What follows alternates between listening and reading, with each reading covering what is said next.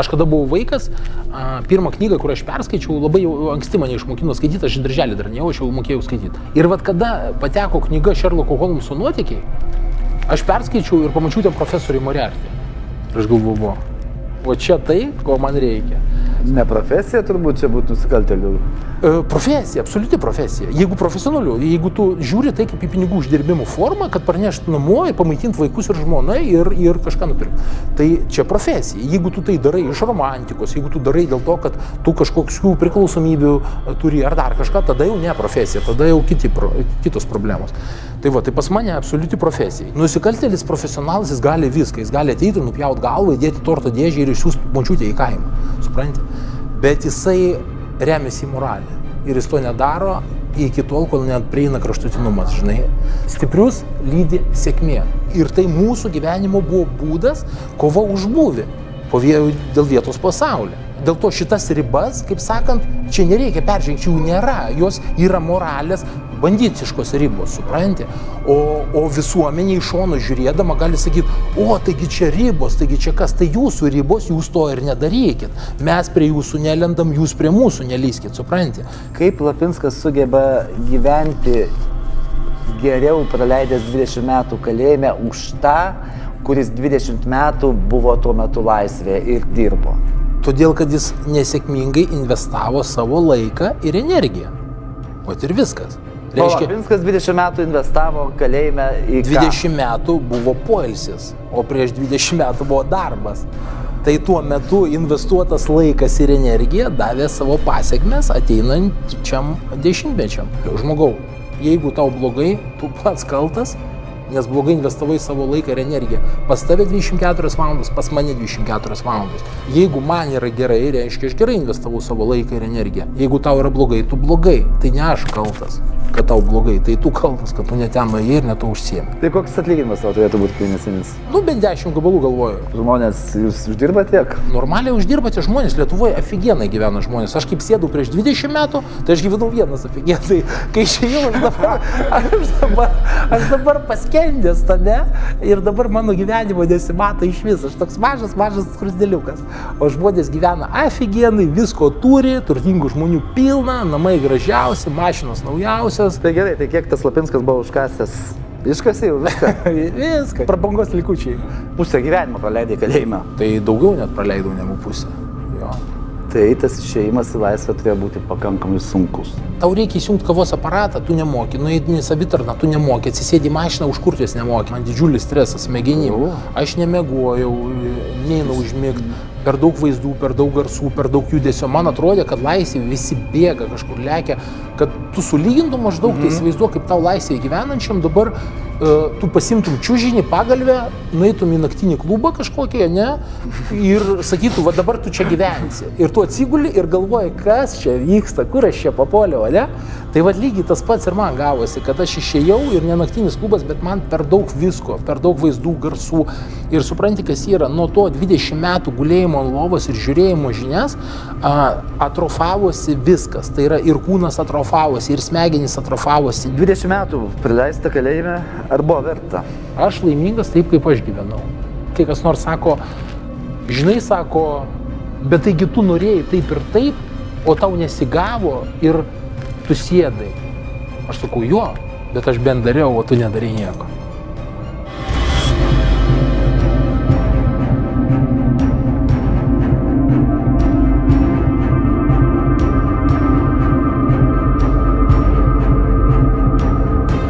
Sveiki, iš karto esame ne kalėjime, o namuose pas Laimoną Lapinską, kuris beveik prieš 6 mėnesius išėjo į laisvę.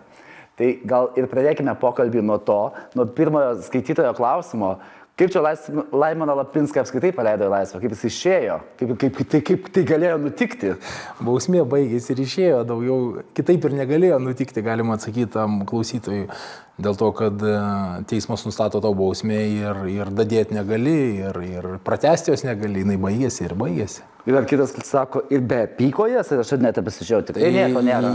Ar paslėpta? Ne, jeigu aš anksčiau būčiau išėjęs, tada būtų apykoje, dar kažkiek apribojimai, bet aš jokių lengvatų gyvenime negavęs, tai dėl to gavosi, kad išėjau tada, kada baigėsi. Kai nuo skambučio iki skambučio, tiesiog jau niekas tau negali nieko prikišti. Nieko. Nu, vieną dieną anksčiau išėjai vis tiek. Nu, vieną dieną ant savaitgalį iškrito. Taip, tas jo, vieną dieną anksčiau gaunasi, bet va, visos lengvatos tokias, kad tik tai pažadais maitino visą laiką, kad va, jeigu gerai elgsies, jeigu nieko blogo nedarysi, nusikaltimų nedarysi, tai va, gausi kažką tai. Realiai gausi taip, kad tu pusę gyvenimo praleidai kalėjime. Nu, realiai jo, jeigu atmetus iš vis tą, kad žmogus, vaikystę, kol ten gyvena, grubiai tariant, nežinau, pirmus 5 metus net neatsimeni, tai daugiau net praleidau negu pusę. Jo. Tai tas išėjimas į laisvę turėjo būti pakankamai sunkus. Nes kiek būdamas metų sėdai? 23. Tai va, tai dabar 43, jo. Tai jau... Nu, išėjimas. Išėjai į kitą pasaulį, realiai negu ne į tą, kur sėdai, jau visai 20 metų pakankamai žiauriai pasikeitė pasaulis. Nu, žinai, kas yra... Svarbiausias dalykas yra žmonės, kaip bebūtų. O žmonės nepasikeitė. Žmonės visada norėjo kuo mažiau dirbti ir kuo daugiau turėti. Tai tas nepasikeitė, žmonių mąstymas nepasikeitė. Man net patinka kai kurie pokyčiai dėl to, kad jie tapo laisvesni, paprastesni, atviresni. Nėra to tokio, žinai, įtarumo, paranojas kaip tada, nes seniau buvo daugiau tokio jausmo, kad visi prieš visus, žinai, kažkokioj kovoje dalyvauja ir kuris toj kovoje tą adialą į save pertrauks. Dabar bent jau to man vizualiai nesimato. Gal, žinai, gal viduj, gal tas pats išlikęs dalykas, bet kažkaip nesijaučia, nesimato, atrodo, žmonės atsipalaidavę, mėgaujasi gyvenimu, viskas labai gerai. O kas liečia būtinius dalykus, ta prasme, kad ten pasistatė nauji mikrorajonai, kad naujų kelių pritėsi, aplinkelių visokių, tai navigacija naudojas. Kai sėdau, net navigacijos neturi, dabar mokaus naudotis, bet aišku, kai pradžioj pravažiuoju visus posūkis, nes galvoju, kad jisai toliau, bet pasuku ne ten, tada vėl suku ratais. Bet reikėjo išmokti tą pačią navigaciją naudotis. Tai va viskuo aš nes vis tiek žiūri, tai viskas čia per aparatas. Aš viskuo mokausi, pradedant kavos aparato mokausi, kaip jo naudotis, baigiant tą pačią navigaciją, dėl to, kad, nes to nebuvo. Jinai buvo aplamai pasaulyje, bet Lietuvoje jinai neveikia, nes aš mašiną, kur turėjau laisvę, kai buvau, jinai buvo su navigacija, bet navigacija nulinė, nieko nerodė. Tai va, viskuo tuo nuėjau į parduotuvę, pavyzdžiui, buvo ten su vaikais į kino teatrą nuėjom, ten reikia kažką nusipirkti, nuėjau vaikam pirkti saldainių. Nesuprantu, nes pripratęs, kad sėdė arba pardavėja, arba savitarna, tu pasiemi, prieini kažkur kasą. O ten turi pats pasisvert, pats susipakuoti, pats lipdutką užsiklijuoti ir tada su kaina nueiti. Aš tai nežinau, bet viskas paprasta. Tai žmonės kažkiek perkasi, tai priejau, paprašiau pagalbos ir viskas.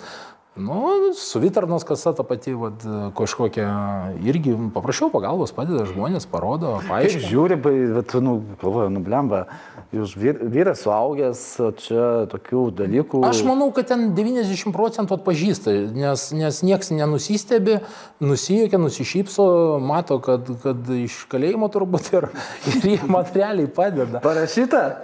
Gal parašyta, gal kažkur matė, gal per žinias kokias žiūrėjo, kada išėjau. Kitas dalykas, kad labai daug žmonių prieina nusifotografuoti, toj pačioj parduotuvėje, aš kiek išeinu, visada parduotuvėje mažiausiai vienas kažkas prieina nusifotografuoti, paprašo. O kiti matau, kad jie pamato arba mane, arba žmoną atpažįsta, nes mes be žmonos praktiškai po vieną nebūnam, visą laiką visur dviese. Tai visą laiką tas, nestebina. Atpažinimas yra tokia pagalba, supratimas, tas tarpusavio. Tai tiesiog išėjęs jau kažkur, į tą pačią parduotuvę jau negali eiti su snargliu panosiai. Ką žinau, tai su snargliu panosiai ir taip nevaikštau, tai dėl to man... Bet vis tiek turi pasitemti, nes žinai, kad tave stebi. Gal ir gerai tas mobilizuoja, nes supranti, kada žmogus jisai neturi kažkokio tokio, išorės spaudimo, gal kitą kartą ir atsipalaiduoja, kažkur ir pilvą užsiaugins, ir apsileis, ir gal pažasų nenusiskus, bet kada turi tą tokį dėmesį kažkokį, neturi būti apsileidęs, tai mobilizuoja tik labiau, bet man tai problemų iš vis nesukelia. Aš koks esu, toks visą laiką ir lėkiu. Ar kalėjime, ar laisvėje. Tik tai stiliuką pakeitęs, žmona sukūrė naują stiliuką ir viskas. Dabar influenceris tapęs? Beveik, jo. Visus žmonos takus tik tai keliu, o pats dar nemoku kelti. Nelabai dar sugebėjai? Nebandžiau. Aš nežinau, ieškočiau, raščiau, žinai, bet nekėliau, žinau, keltint žmoną, įkelia, žinai, aš tik užeinu, story padarau ir viskas, ir keliu, ar ten postą, žinai.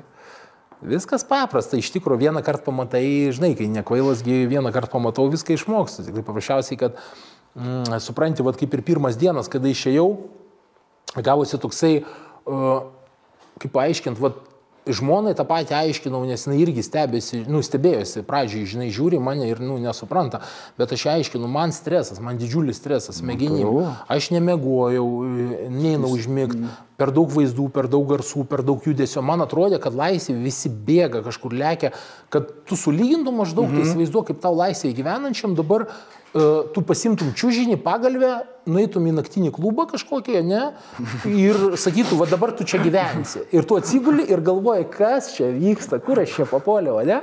Tai va lygiai tas pats ir man gavosi, kad aš išėjau ir ne naktinis klubas, bet man per daug visko, per daug vaizdų, garsų.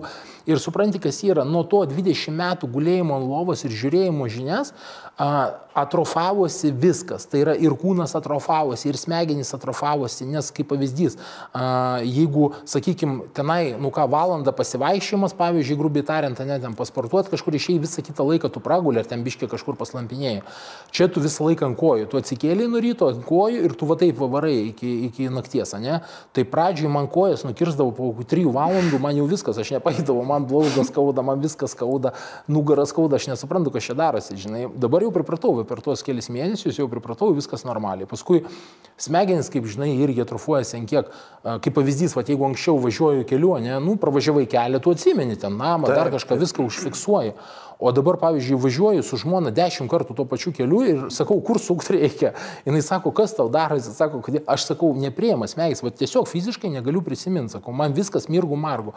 Aš tą patį namą žiūriu 5 kartą ir aš jo neprisimenu, nes man visi tie namai tiesiog mirgu margu viskas ir Tai vieno negalima paleisti, pasiklysti? Ne, nepasiklysiu, bet ta prasme, bet taip, kad pjaunu grybą normaliai, žinai, iš odo.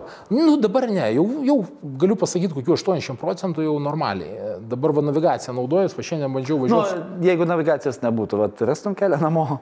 Važiuočiau senais keliais, tiesiog per centrą, tai per miestą važiuočiau normaliai, bet jeigu, žinai, aplinkeliais, tai ragas, tada nežinočiau nei kur nusukti, nes va šiandien važiavau aplinkeliais ir navigacija, matai, atstumo, net man rodo sukti dešinį ir atrodo dar yra atstumas, žinai, pravažiuoju, man jau rodo, kad aš pravažiavau, taip, žinai, užgribavau porą posakių. Bet vėl, porą kartų pravažiavai, paskui nebepravažiuosi. Visko mokinuosi. Tik aišku, žinai, galėjau to išmokti, jeigu būtų kažkokios lengvatos, būtų lygtinis paleidimas, būtų kažkoks, žinai, atostogas išleistų dar kažką, tai pareičiau, aš to išmokčiau. O dabar, kai to nebuvo, kaip tai turiu viską mokintis jau išėjęs ant pačio galo, žinai.